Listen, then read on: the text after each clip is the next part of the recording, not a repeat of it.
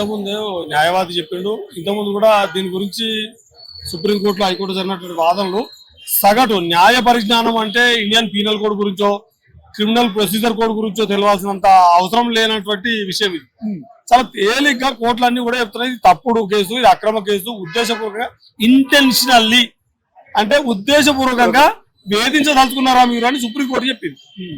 అయినా అవును మేము వేధించదలుచుకున్నాం ఇప్పుడు సిట్టు వేసి నిరూపిస్తారు. ఒకటి రెండోది ఏమైతుంది, ఇప్పుడు వారు ఓ రోజు నేను చెక్ చేసుకున్నా, నేను ఆర్ఎస్ఎస్ నేను చదువుకున్నా, చిన్నప్పుడు నేను ఆర్ఎస్ఎస్ బలే చదువుకున్నా, కాలేజ్ ఏమో నేను తెలుగుదేశం చేసిన.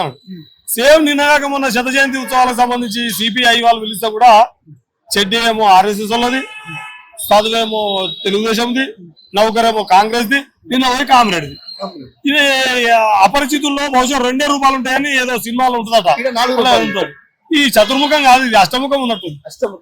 చతుర్ముఖం కంటే కూడా అష్టముఖం లెక్క కనబడుతుంది ప్రవర్తన. మనకు సాధారణ ఇంకో 4 ముఖాలు మనం చూడాల్సింది అయితే అనిపిస్తుంది అనే ప్రవర్తన వాటి చూస్తే. ఇంకా 3 ఏళ్ళలో ఇక్కడ సమస్య ఎక్కడ వచ్చిందంటే మిత్రమా, శుద్ధి లేని సంసారం అయింది.